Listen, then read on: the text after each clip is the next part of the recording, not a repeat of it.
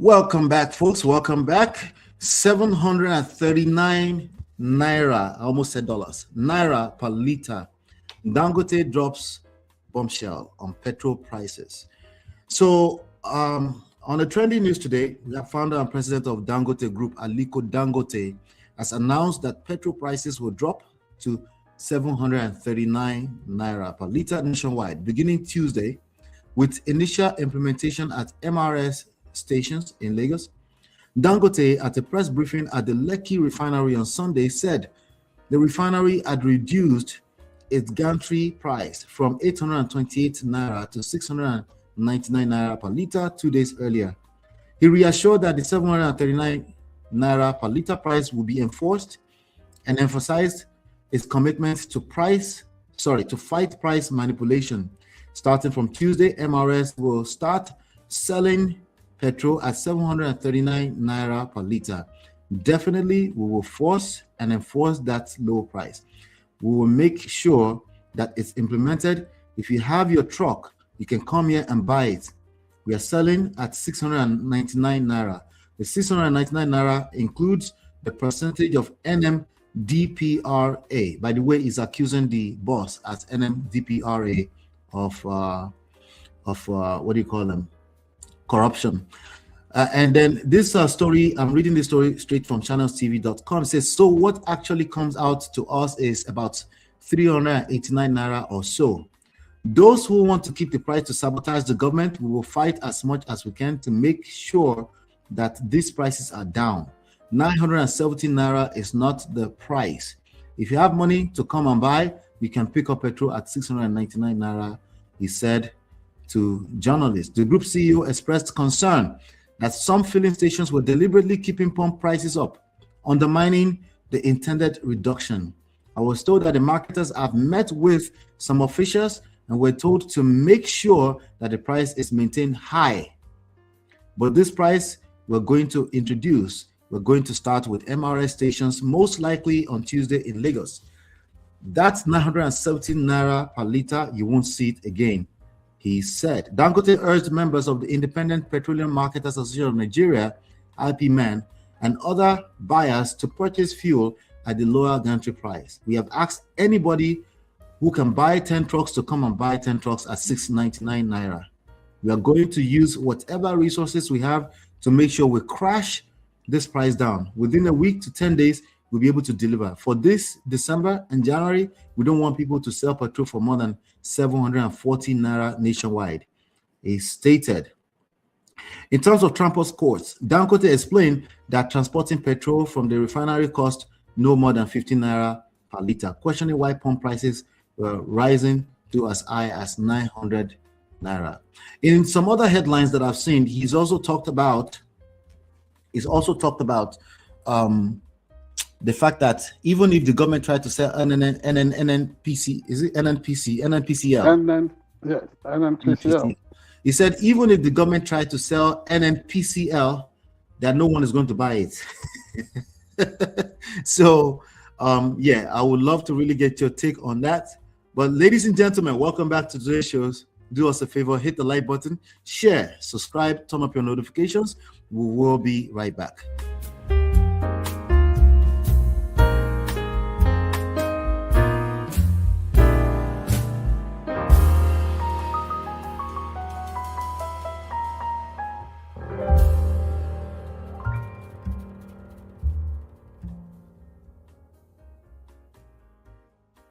Ladies and gentlemen, without any further ado, High Chief Oladimeji Abitogun. Welcome back, sir. Thank you. Good to be back. And let's hit the ground running with the changing dynamics, socio-economic, political changing dynamics. In Africa, the most important economy, Africa's most important country, most populous country, Nigeria. Of course, with this announcement from Alhaji Aliko Dangote, or Mr. Aliko Dangote, without putting on him any religious garb, you would agree with me that this is the most pivotal period in the socio-cultural political evolution of Africa. Aliko Dangote is signaling something beyond the new price regime that we are reporting that he has introduced earlier today.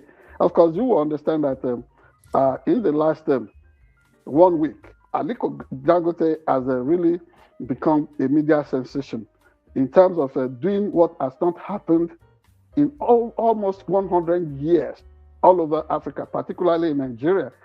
He's set aside humongous amount of money that would help in funding education. You're talking of over $700 million from one individual to take care of critical sectors of Nigerian education, from post-primary through secondary, all the way to the university in Nigeria. And it's not something that is delaying about. And so, in a long time, Nigerians have not had very good Christmas. I mean, in the last 30 years or thereabout, there's always been a cycle of first scarcity whenever Christmas is around the corner, and then price gouging, almost being priced out of the control or the reach of the average Nigerian petroleum products user. So this Christmas is so different. And what Dangote is doing here is to reassure the critical mass of the Nigerian people that he does not answer to that fear-mongering thing that's been associated with him. Oh, he's going to be a monopoly. Oh, with the coming of his refinery, nobody will be able to compete. No, now he's bringing a workable, a valuable, competitive edge, particularly to make sure that he uses that very huge leverage that he has to knock off people that are still benefiting from the regime of fraudulent subsidy.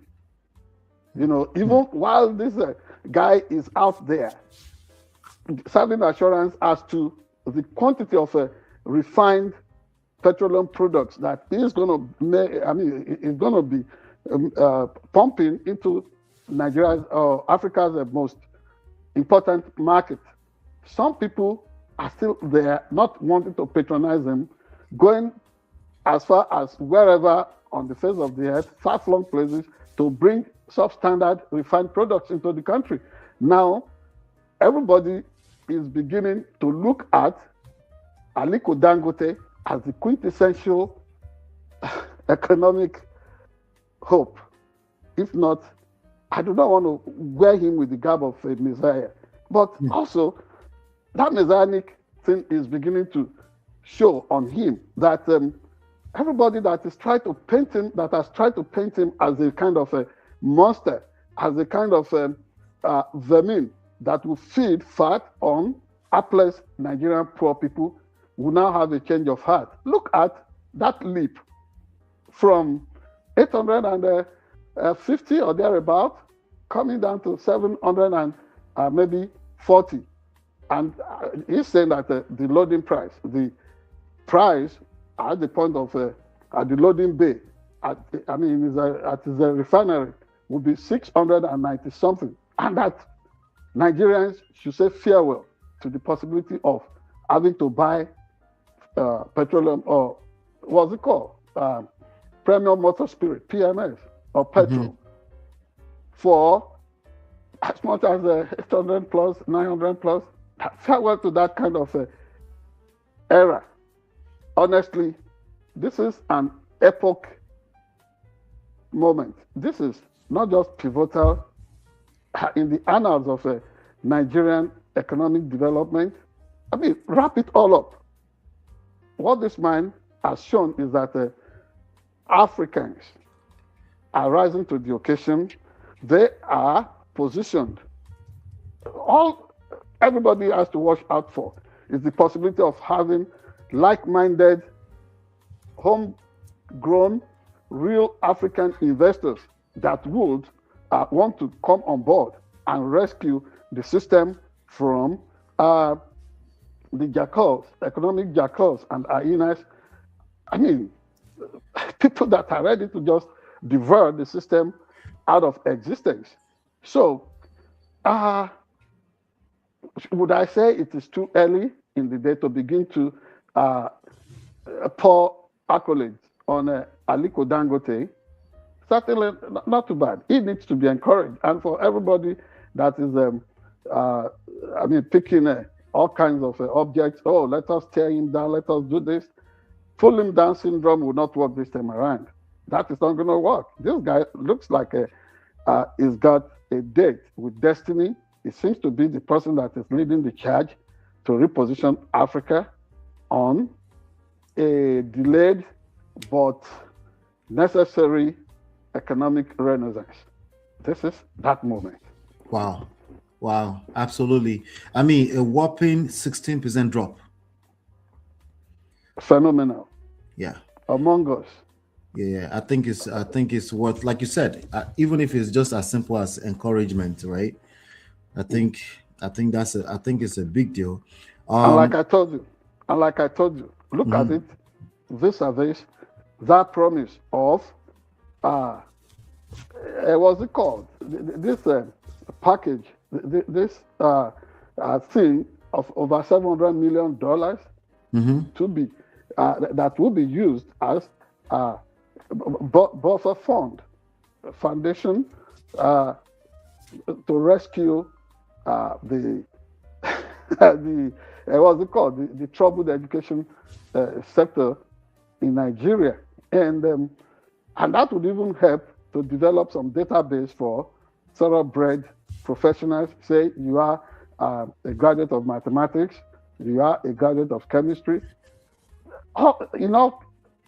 spheres, and probably possible development of a technical education as well, vocational education as well. So, just for one man, of course, you may now begin to look at Alhaji Aliko Dangote as a man for a troubled season. Yeah. I mean, we have to look at things like the impact on the other sectors. That's right. We're talking about energy now, right? So we have to look at the impact of this direction on everything else. We have to also look at what's the risk. Is there any risk that we can attribute to, maybe a premature drop in price, if you will? Is there something else? Maybe there's something in the blind spot that we don't see yet, outside of the fear of monopoly by some people.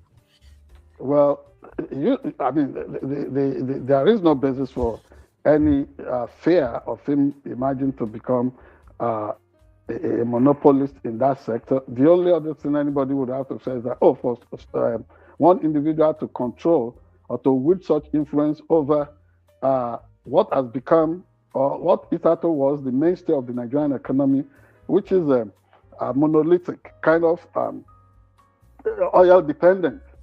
But Dangote is even going beyond that. Look at it. The derivatives, the value chain that is to be derived from his refinery. And you're talking of what's it called? Fertilizer production. And you're talking of the range of petroleum byproducts and value chain that would come from this. The only thing anybody would look at is that, it's going to have enormous financial muscle. But people should also look at the corollary effect of employment opportunities. We can only look at Dangote from a positive prism. We can, at this point, just at this time, subdue our whatever misgivings or reservations we have. Let us think of the positive. For now, no matter how cynical I've been about this guy, it's brought me over. I'm swept off my feet, and I'm just looking at it that, he's a big inspiration, and he ought to be encouraged, and celebrated, and he's got to be given that chance. And for everybody that would want to undercut or sabotage Nigeria should respond to this officially, like some attempt at maybe warding off sabotage, terrorism, whatever you may want to call it. We've got just to give this guy that protection and make sure that he becomes the shining light in positioning Africa for a new dawn and a new day. Absolutely. Absolutely. All right. Ladies and gentlemen, we have some other trendy stories around the world. Please hit like, share, subscribe, follow, turn up your notifications so you're notified when we go live. We'll be right back.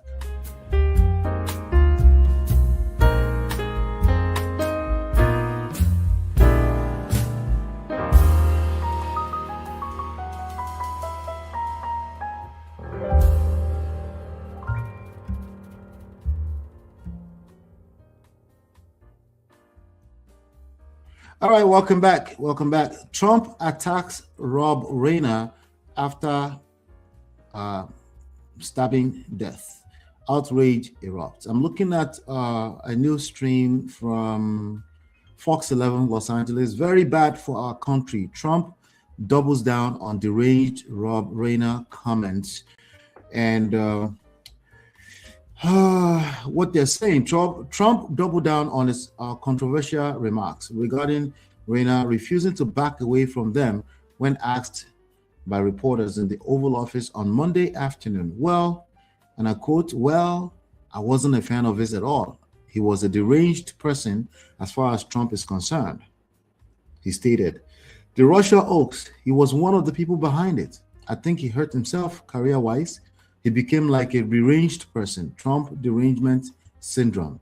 So I was not a fan of Rob Rayner at all in any way, shape, or form. I thought it was very bad for our country, he added. The comments followed a previous statement made by the president suggesting Rayner's death was due to the, and I quote, anger he caused others by being critical of the president. In a Truth Social post, Trump blamed the tragedy on the director's political opposition to him. He wrote that Rayner, and I quote, was known to have driven people crazy by his raging obsession with President Donald J. Trump, with his obvious paranoia reaching new heights as the Trump administration surpassed all goals and expectations of greatness. Trump's initial remarks get blowback. And there's one rep here, Rep. Thomas Massey of Kentucky. He said, regardless of how you felt about Rob Rayner, this is inappropriate and disrespectful discourse about the man who was just brutally mocked. I guess my elected GOP colleagues, the VP and White House staff will just ignore it because they're afraid. I challenge anyone to defend it. What do you say about this one, sir? Is this another new low for Donald J. Trump? Certainly, yes. And it also shows something about this country. Mr. Donald Trump, the sitting president, can say stuff and get away with it. But by way of bigotry or hypocrisy, moral hypocrisy, if people in the opposition or the media had uttered same sentiments or same talk, of course, there would be terrible blowback. Remember the other day when the young Republican ideologue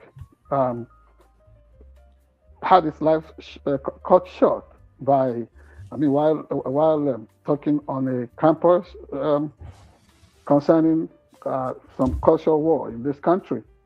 Mm-hmm. Any attempt by anybody to want to just point it out that, oh, probably that individual brought it upon himself. You saw the way people were savaged, the way people were made to lose their jobs and what have you. Unfortunately, Mr. Donald Trump is not going to have the opportunity of running for a third term. So nobody can say, oh, this is going to cost him his job. But in terms of the sliding popularity, the optics concerning how much Americans approve of Mr. Donald Trump's performance on the job as as the president or as the sitting as the incumbent president. Certainly, this means so much because you look at certain opinion polls on the approval, whether it's on how the system is biting hard on a price, what's it called, a price of groceries, the effect of Mr. Donald Trump's avoidable tariff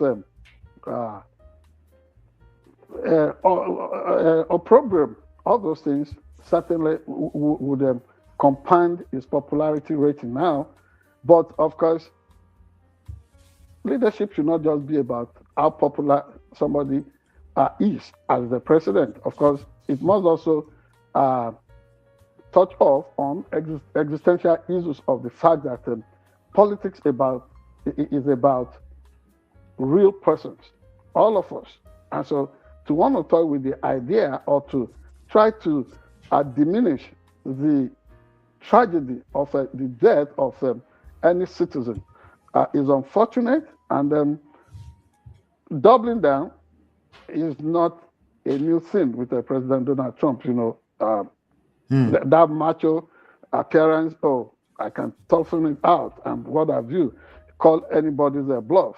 Of course, this is not going to impact his future political career as such, but it should also sometimes spare some thought for the people that will still be left there on the the Republican political platform. That some of these things may really erode their ability to, sell themselves to the American electorate. However,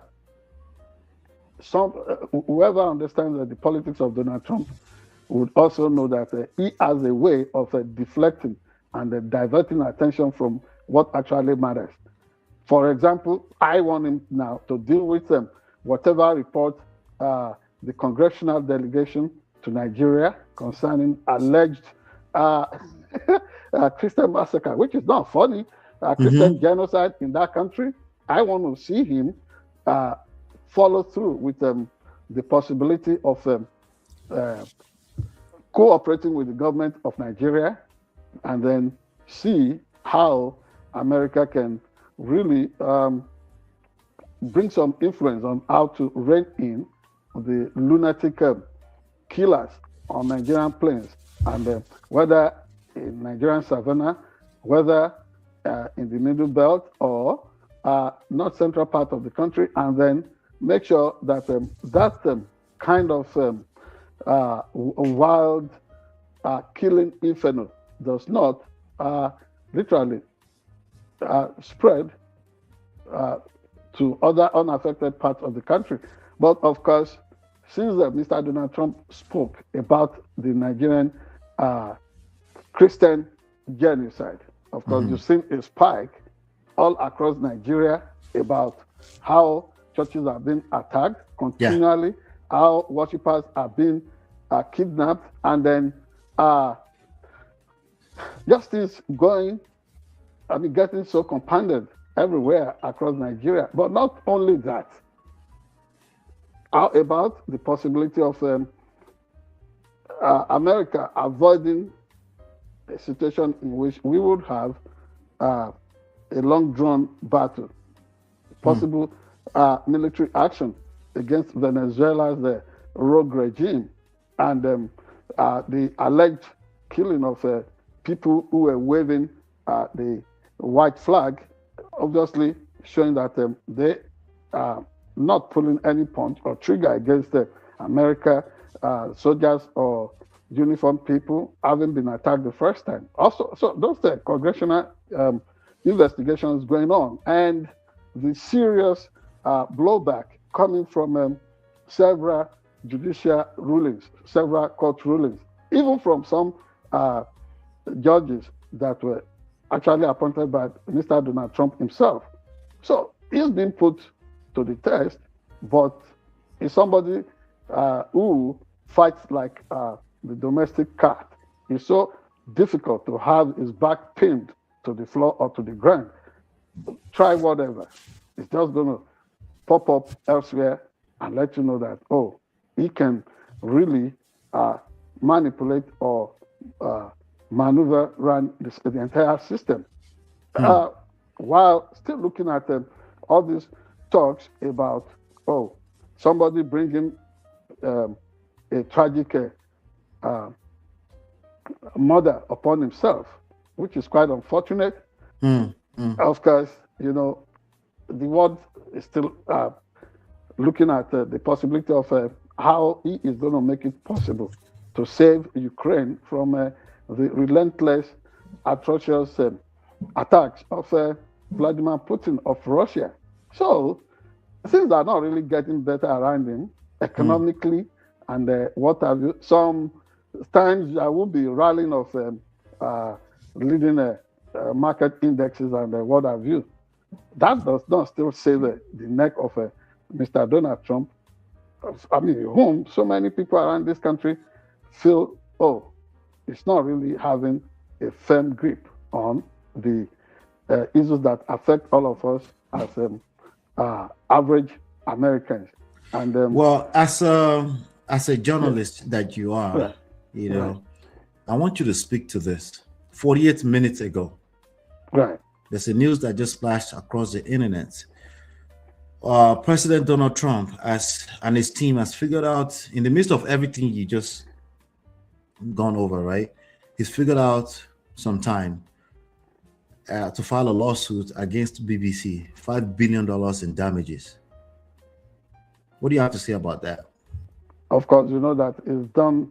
I mean, it's played that kind of game against so many media houses, and at the end of the day, they most times end up as being frivolous and then been declared as nullity. I do not also know the merits of this matter, but of course, well, it's a defamation lawsuit against a media house. In what context? Some of these things are just brought by Donald Trump. He's got this phobia and what's it called? Protracted hate against a section of the media, unless you are in the White House, maybe as part of the what's it called? The White House press call to continue to play the game of sycophant, or sometimes ask childish, juvenile kind of questions that do not really grill him or probe him. That's not going to be in his good books. We just have to watch things play out. But I have no doubt whatsoever that this also will go the way similar suits went before now. So earlier, so sorry to interject you, sir. So earlier on Monday, which is today as we tape this, he said, in a little while you'll be seeing I'm suing the BBC for putting words in my mouth. This is just to add some context to what you're saying. How many times? Literally, they put words in my mouth. Well, I do not know if anybody needs to put anything in Mr. Donald Trump's mouth. Of course, you know what the statistics are. The data that the world works. I mean, it's almost like every second one lie, every lie at any. It's so natural with him. $5 billion. Well, we've seen similar suits before.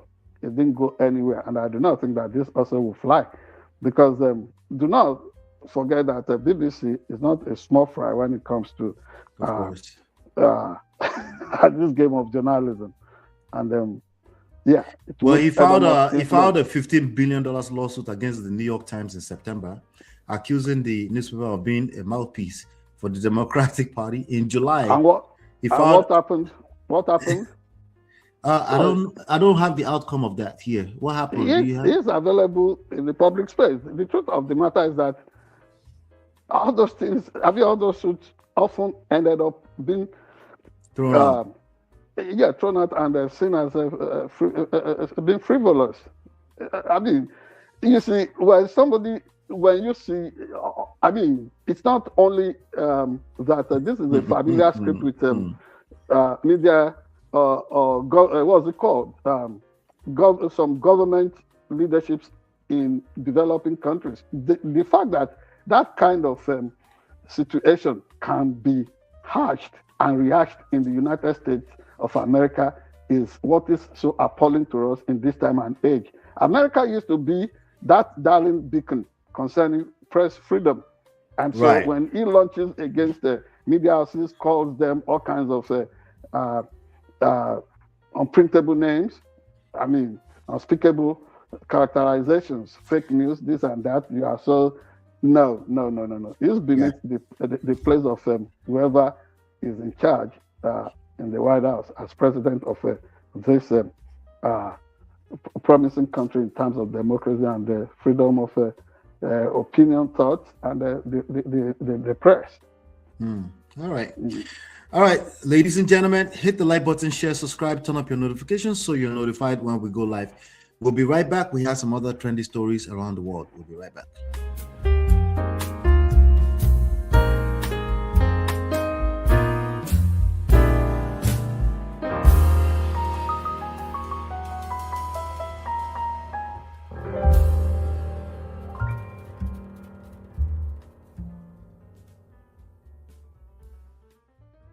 Ladies and gentlemen, welcome back. Bandit leader Bello Turji alleges 2 ex-governors fuel insecurity. I'm looking at a report here. I think I also saw that Channel TV reported it earlier as well. Notorious bandit leader Bello Turji has alleged that 2 former northern governors are fueling insecurity in the country, especially in the north. Turji made this allegation in a viral video which surfaced on Sunday, accusing past political leadership in Zamfara and Sokoto states of laying the foundation for the region's long-running insecurity. According to the bandit leader, he has participated in a series of peace meetings with the Zamfara state government during the administration of a former governor of the state. All right. So now, before I give you the microphone, sir, I have, just to be fair, one of the governors has come out. I forgot his name, trying to see if I can pull out the name. He's the former governor of Sokoto.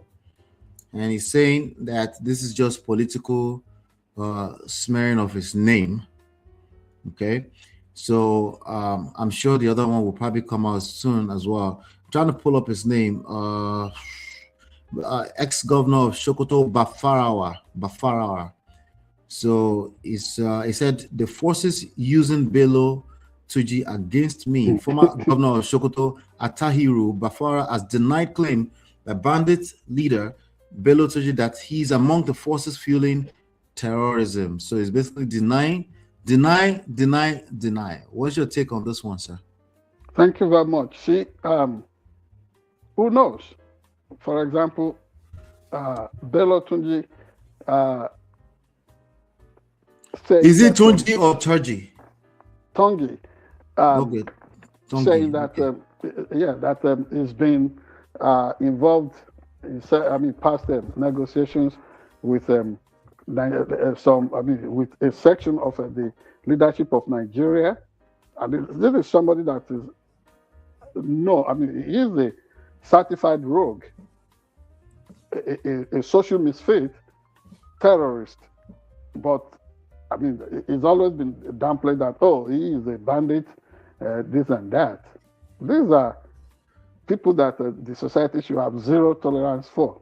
So nobody knows what the truth may be in this situation. However, you can't take away one fact that Atahiru Bafarawa is a member of the coalition opposition group, the Imagine, what's it called, political movement or political party, ADC, African Democratic Congress. That yes, that the new coalition. He is part of it. So wow, all things have been said, but nothing could be further from the truth that Nigeria, as we speak, is under siege. So who's done it? Do we really need some master, what's it called, a crime detective or some good detective writer to come around and help us to solve the mystery of the path that Nigeria has where Nigeria has found itself, which is the path that Nigeria ought not to have taken. So if it's now going to be reduced to a matter of this miscreant, this criminal, Bello, of a person is alleging something. Instead of the government to go after him, make sure that he is caught alive to come and substantiate before the entire world audience, a global audience in a law court duly constituted, to come and substantiate some of these claims. I mean, these people, they just think they can pawn all of us at the same time as Nigerians and as citizens of the free world. Nobody knows what actually is driving all this. Is it just about some interest of some crime merchant, like he is alleging here, who is benefiting from what? Why is it that the entire thing has been so intractable? Remember, Al-Mustafa, the former chief security officer to the late General Sani Abacha, has said it, and Abacha himself said it. If any act of terrorism, if any insurrection is going to last more than 24 hours, then understand that government must be involved in it. So many people have been named, so many people have been chronicled as having vested interest concerning the tragedy that has befallen Nigeria currently, namely terrorism in all aspects. I mean, look at what this has resulted to for Nigeria. People cannot even travel to their native villages or hometowns to celebrate regular festivals as we used to know it in Nigeria. And so people are saying all kinds of things. Nigeria must be brought back to track. For example, can anybody justify the fact that a flight, an average flight from Akure in Ondo State to Lagos, something that is not lasting for more than 28 minutes to maybe 45 minutes maximum, costing as much as 450,000 naira, just one way. You're not talking of a round trip. Lagos to Port Harcourt to Enugu, going for 750,000 naira. Only God can rescue Nigeria. And all these things are happening just because it has now become some satanic venture to want to travel on Nigeria's unsecured roads.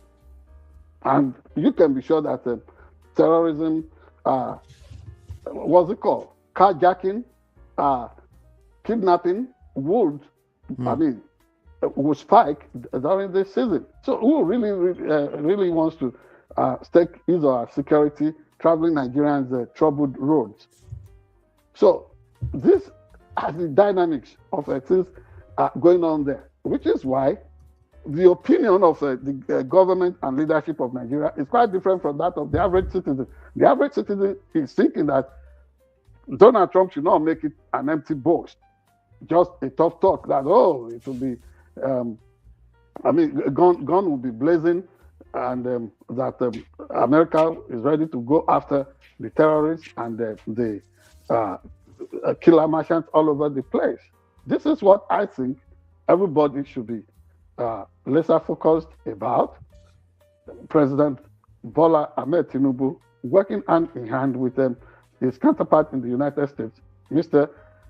Donald J. Trump, to make sure that these people are really consigned to where they actually belong. The footnote of Nigeria's existence, the footnote of Nigeria's history, let it be written that upon, it was upon a time, these people troubled Nigeria, but ultimately the will of the people, the force working for the nation and the international coalition, has been able to put their back to the ground, and that they can rise no more.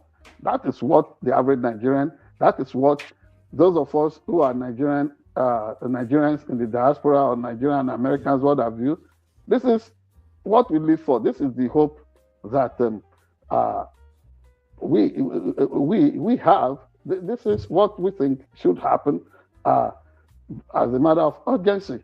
So Bello Tunji and Atahiru Bafarawa exchanging words. Is it not funny? So Bello Tunji. It's Tunji, interesting to say the least. Bello Tunji is alive to say all this? No. It means Nigeria is not really searching for him. If they're searching for him, because I know Nigeria's military is capable. If they're really searching for him, by now, the imbecile should have been dispatched to where he belongs. I mean, sent to the father of all lies of violence that unleashed him on Nigeria's landscape. He should go and kiss the foot of Satan, his master. That is what I feel about this. Wow. All right. So for those of us that may not be familiar with who Bello Turji is, he's a notorious terrorist, bandit leader in Nigeria. It's actually, this is a young man. You know, I mean, Nigeria is struggling to. I mean, it's what it sounds like. Correct me if I'm wrong, sir. It sounds like he's just walking around free, like he's just like catch me if you can. Yeah, almost taunting the system, trolling, almost sounding invincible. But he's got a feet of clay. In no time, and they launch after him, he will unravel and will be singing worse than. So what's the why are they not launching after him? Why are Nigerian? Why is Nigeria not capturing systemic contradictions? Okay. Systemic contradictions, internal sabotage. And like he is trying to disclose now, who knows what the truth is? Because you really can, you really can trust these inglorious bastards, these inglorious terrorists. You can't trust whatever they say because they live a lie. So yeah, I mean, they can't just play people against each other across the country. But what we want to see is to see the military go after him and then expose his backers. I mean, yeah, because that will have to happen. That will have to happen. Ideally, if they catch him, they should try to catch him alive. Alive. They should try to catch him alive. They shouldn't give him the opportunity of detonating his suicide belt. No, they should catch him alive. Somebody who was born in 1994, sir. 1994. Oh, like yesterday. So you haven't heard of child soldiers all over Africa's landscape? There, I mean, former President Olusegun Obasanjo was talking of the first-hand report he got from what's it called, bandit and terrorist apologist, Dr. Gumi. Yes, Gumi. Yeah. Yes, you know, he's great. I mean, he's got some notoriety as an apologist for. I mean, that's essentially what it is. That's exactly what it is. Yeah. Yeah. So for such a person who said, "Oh, when he went negotiating with some of these bastards, wherever their hands out could be, that he saw children of almost 12, 13, 14, people stoned, people that are drugged, I mean, into, indescribable situation with dull minds that could kill anybody. So to now talk of somebody that was born in 1994, you're talking of how many years old? 31. 31 years old. Yeah. He's a grown adult. That's a grown man. That's a grown man. He's a grown man. So it's not by any means, you know what you have achieved when you were that age. I know where I was when I was of that age. So it's not a young man. No, it's just somebody that is fixated on wasting the years of his youth. Such a tragic and unfortunate way to live. What a waste of life. What a waste. What a waste. Ladies and gentlemen, thank you for being here. Hit the like button, share, subscribe, turn up your notifications so you're notified when we go live. We'll be right back.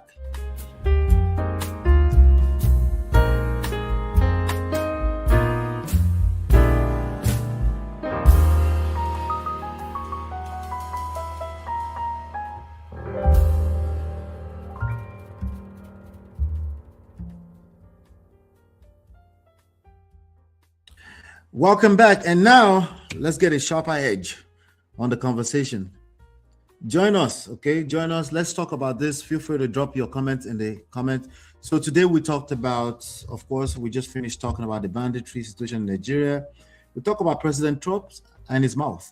And then, of course, we talked about Dangote and the massive 16% progress, especially during this timing in Nigeria. Dirty December is going on. This is the best time to overcharge people for petrol, but he's showing up, he's delivering. So without any further ado, please help me welcome High Chief Oladimeji Abitogun. Welcome back again, sir. Thank you. Good to be back. Yeah. So do you have any Sharp Edge news special for us today? By the way, ladies and gentlemen, check out SharpEdgeNewsTV.com for more news. You have any special for us today? Certainly, a very short one. Just to give a shout out to Burna Boy. I have that video. Do you want me to play? Oh, yes, but before we get to that, okay. Right. The Nigerian Afrobeat sensation and Grammy Award winner several times have been nominated. I was told he was at your neighborhood, somewhere close to your neighborhood in New Jersey, Newark. Yes, and, it was in Newark. Some unverified reports claiming that the 18,000 capacity arena where he performed sold out completely. We never will be able to tell, but wherever he goes, it draws a massive crowd. However, I need to send this note of caution, and you should not look at us as people. What is this about? We are not trying to savage you, savage you, Burna Boy. Just please listen. This society has a way of helping several icons to rise. And it does not also blink an eyelid to see them crumble like cookie. Now, you need to be very mindful as you seem to be gaining acceptance, meteoric rise all over the world concerning, because it is good. It is certain that you are good at what you do, Burna Boy, but be careful. You've seen the fate of people like Michael Jackson. You've seen the fate of people like O.J. Simpson in this country. You saw that of comedian Bill Cosby, and so on and so forth. Mike Tyson, even at the time, they tried it with Cassius Clay, who adopted the name Muhammad Ali. You need to be very careful. For example, if your fans are really excited about what you do, you don't know where they're coming from. Like that lady that was so excited around you in Denver, Colorado, and then the way it was alleged that you talked down on her with condescending attitude. And that happened around the time the lady was mourning. The lady had just allegedly buried her dad earlier that day. So trying to get some relief, some mental relaxation coming to your show, and then to be treated, with condescension and ignominious dismissal. It's not proper.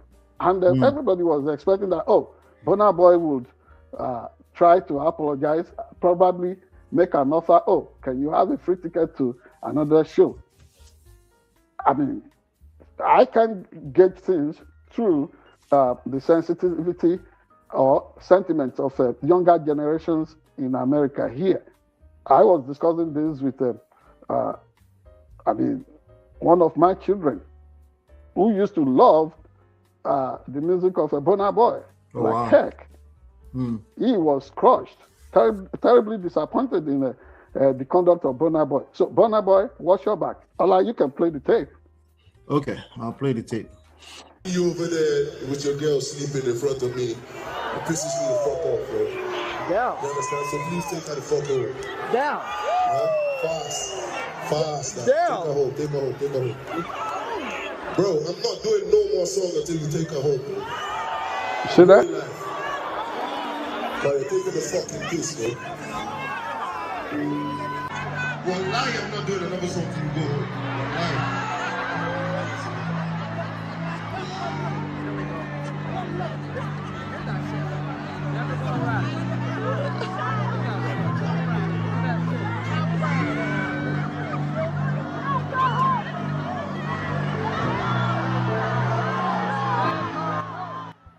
right. So he refused to continue the show until the lady would retreat. That's not too good.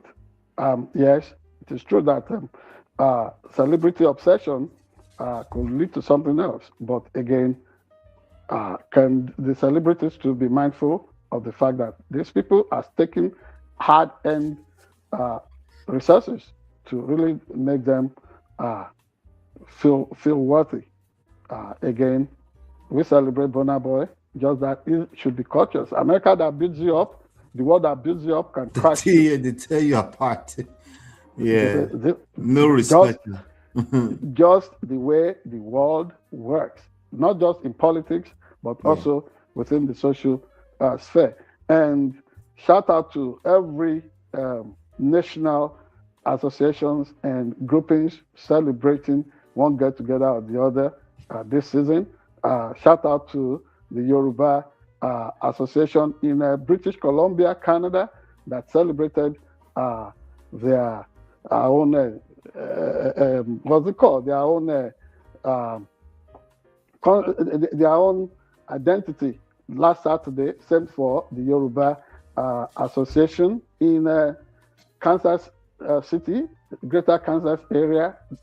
Same thing last Saturday. For every individual that's got one thing or the other to celebrate or something that is a drawback, understand that there is hope for another day, and let us keep the spirit high, and we can really get the hedges sharpened. So that's And shout out to everybody that's going for Dirty December in Nigeria right now. I'm sure Nigeria is in full-blown festivities now. They start early. We don't start until the day after Christmas here. Just that things should be toned down a bit, because from some of the reports that we are hearing too, like what? The economic situation in Nigeria is not making it to feel fully like, oh, this is Christmas the way it used to be. And it's not something that is unique to Nigeria. I think everybody around the world knows where the pocket pinches now all over the world. Exactly. So take it easy. Do not get hooked on whatever, all kinds of abusive substances just because they say you are celebrating. After all, the man of history that is being celebrated at this time, Jesus Christ, did not tread some of these parts.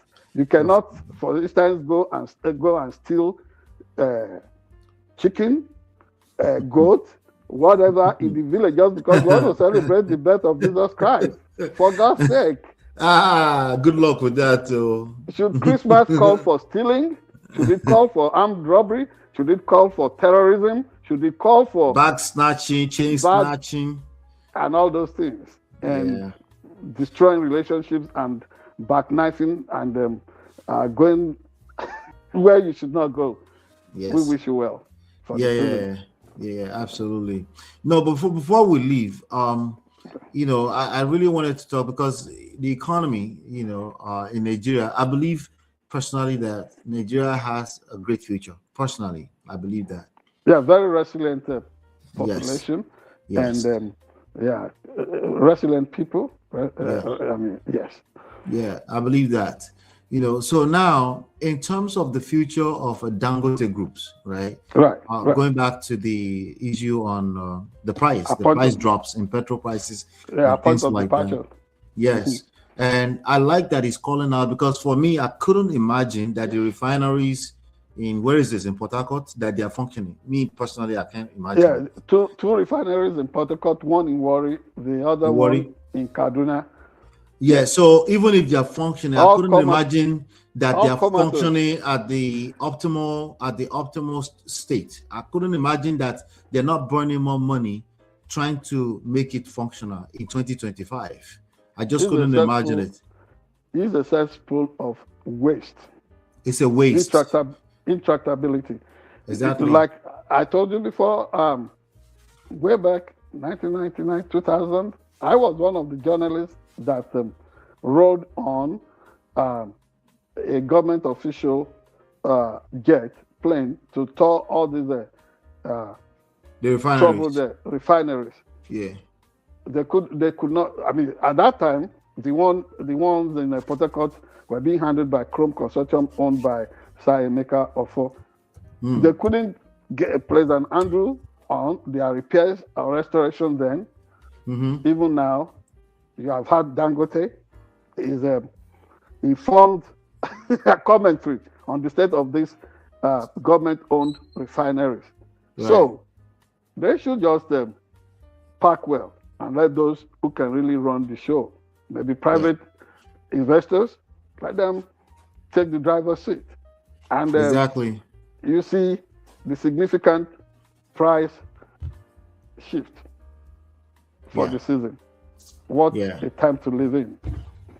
Yes. Yeah. So even when the report on the production drop or production rise, we can trust those numbers. You can only imagine what kind of conversations going on behind the scenes when they want to tell their head of communications what to report on that particular day.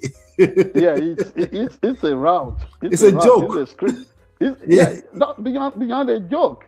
My experience in journalism, whenever I practiced in Nigeria years back, was that never you rely on the script that is being rammed down your brain by government ministers and officials, which is why today we've come to a point where nobody trusts the authenticity, the veracity of reports from Nigerian media, which is a shame. And that is one subsector of the Nigerian system that's really worked to deliver liberty for the people, the trust of real freedom for the people. And so, as journalists, we need to reinvent ourselves. We need to rediscover ourselves. And there are some individuals that are really holding strong out there. I mean, everybody cannot be condemned, can't be given the blanket stroke of condemnation or dismissal just like that. Some people are still doing well, but we all owe it a duty. It is our constitutional duty to make sure that we reflect the truth. So whatever we think can salvage Nigeria, also living in truth, reporting the truth, is part of it. When they bring all these scripts and one will just read their routes to you, talking points, probe beyond that. That's the way we used to roll in Abuja. And that is the way we should keep it going. So to round off the show today, I'm going to play this small clip for you. Then I'm going to read a comment to you. Then I want to get your thoughts, and then we'll round up, okay?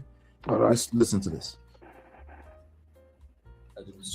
During the last administration of President Buhari, there was a big mistake that was made by putting a trader as a regulator. A trader can never be a regulator,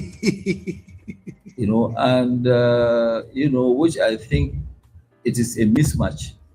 And that is why we're having all these issues. The crisis that we're facing is actually to do with this,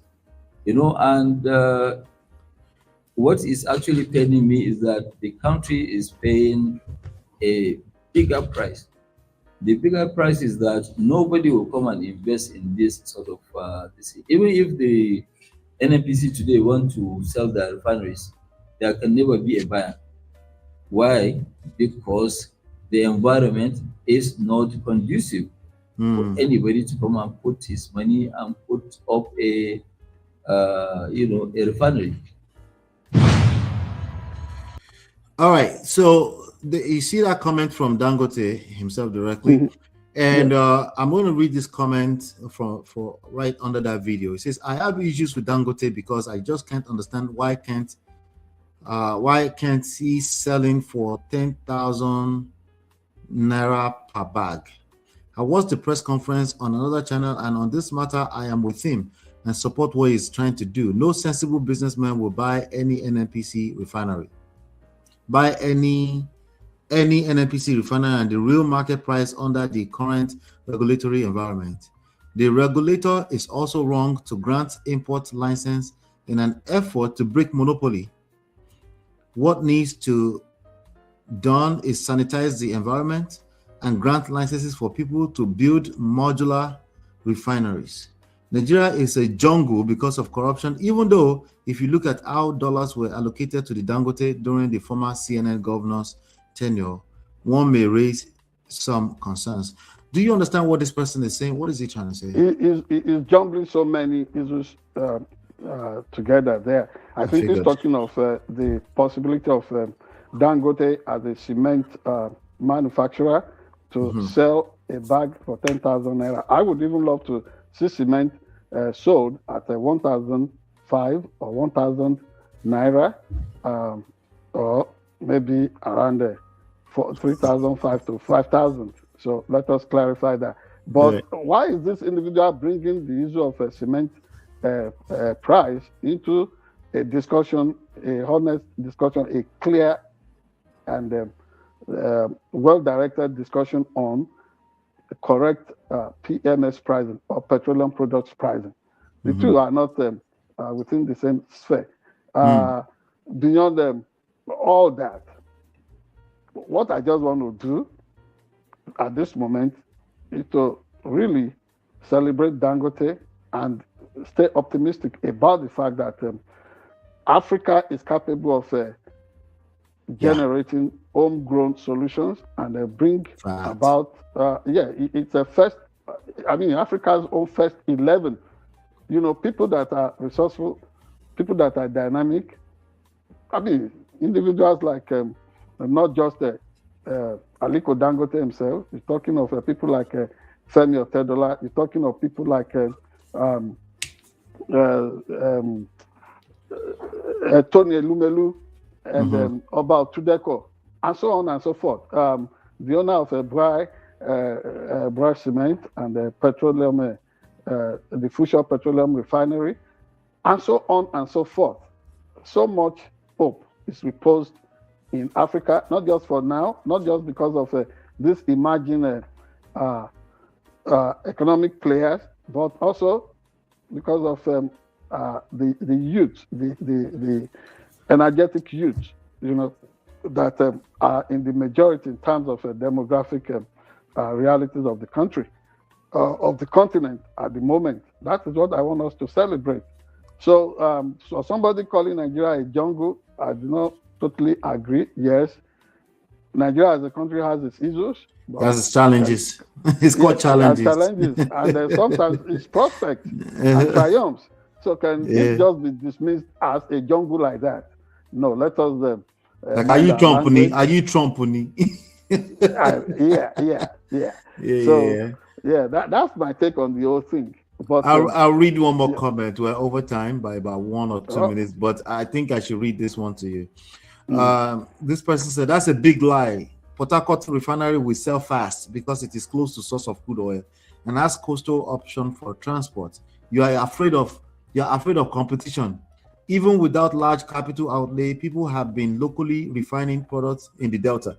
This termed as illegal by the government. There will not be monopoly in the downstream anymore. The shake-up is coming. As the mafias are battling it out and the Fulani hold is weakening, pure capitalism will allow in more players. Refining petrol or building a refinery is not rocket science. You want my reaction? Yeah, briefly, and then we end.